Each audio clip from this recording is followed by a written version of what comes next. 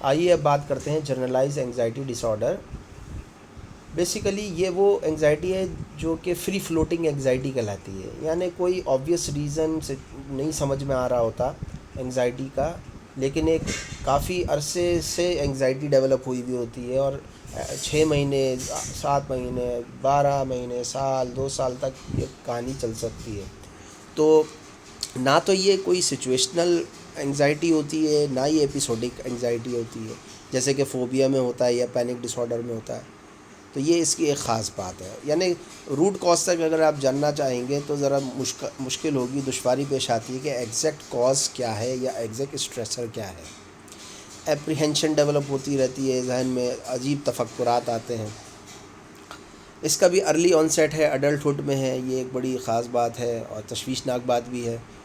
تو اگر ایسا دیکھیں کسی ینگ چائلڈ کو، ینگ ایڈلٹ کو جو خاموش بیٹھا ہوا ہے اور اس کی باتوں میں بھی کچھ ایسی فیلنگ آئے کہ وہ انگزائٹی فیل کر رہا ہے، تو فوراً توجہ دینی چاہیے اور فوراً سائیکالوجسٹ سے رجوع کر لینا چاہیے۔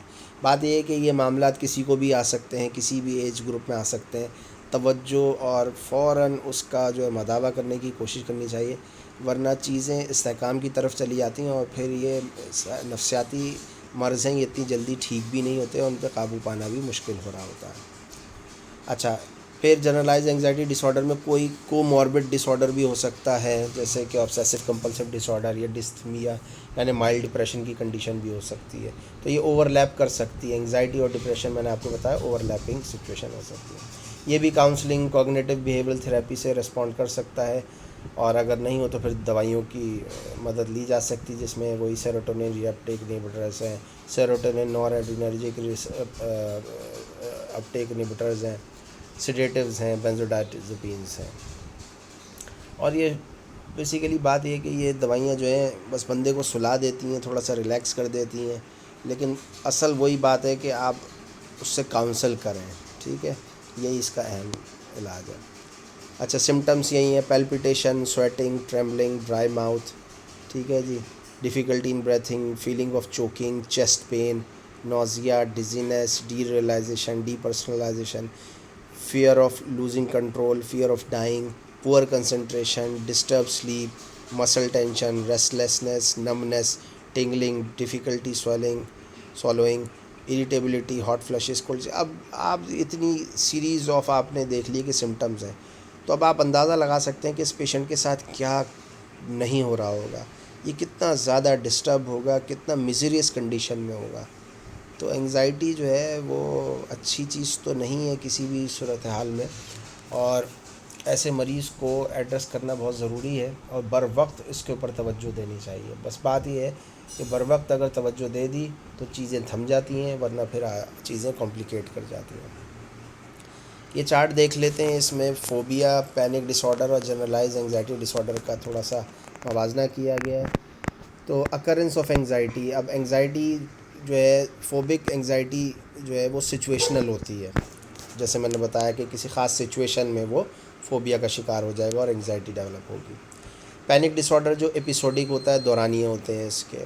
جنرلائز انگزائٹی ڈس آرڈر میں فری فلوٹنگ ہے، بس یہ آ گئی دماغ میں تو آ گئی، کوئی بات کسی بات پہ فکس ہو گیا اور پھر وہ جو ہے وہ تفکرات کی دنیا میں چلے جاتا ہے اور انگزائٹی ڈیولپ ہو جاتی ہے، تو کوئی آبویس ریزن سمجھ میں نہیں آ رہا ہوتا۔ اچھا، ایسوسیٹیڈ کوگنیشنز میں کیا ہے؟ فوبک انگزائٹی میں فیئر آف سچویشن ہے، یعنی یہ شخص جو ہے سچویشن سے خوف زدہ ہوتا ہے۔ پینک ڈس آرڈر میں علامات سے خوف زدہ ہوتا ہے، اس کی دل کی دھڑکن، پسینہ، ہاتھ پیر کانپ جانا، یہ اسی سے ہی اتنا زیادہ پریشان ہو رہا ہوتا ہے، اپنی علامتوں سے ہی پریشان ہو رہا ہوتا ہے۔ جنرلائز انگزائٹی ڈس آرڈر میں جو فیئر آف فیوچر کے مستقبل میں کیا ہوگا، کہ واٹ ول ہیپن نیکسٹ، یہی ایک سوال اس کے ذہن میں گھوم رہا ہوتا ہے۔ انگزائٹی بیسیکلی یہی چیز ہے۔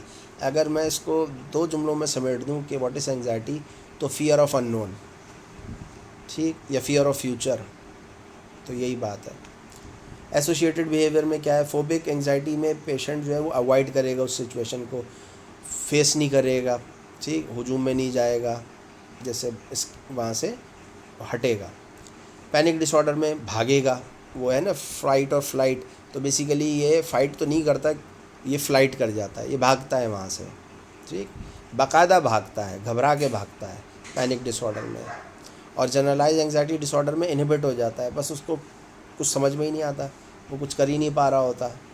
تو بہت بری سچویشن ہوتی ہے ایک جنرلائز اینگزائٹی ڈس آرڈر میں. تو یہ ذرا کمپیریزن کر لیا, تو امید ہے کہ یہاں تک بات آپ کے سمجھ میں آ گئی ہوگی.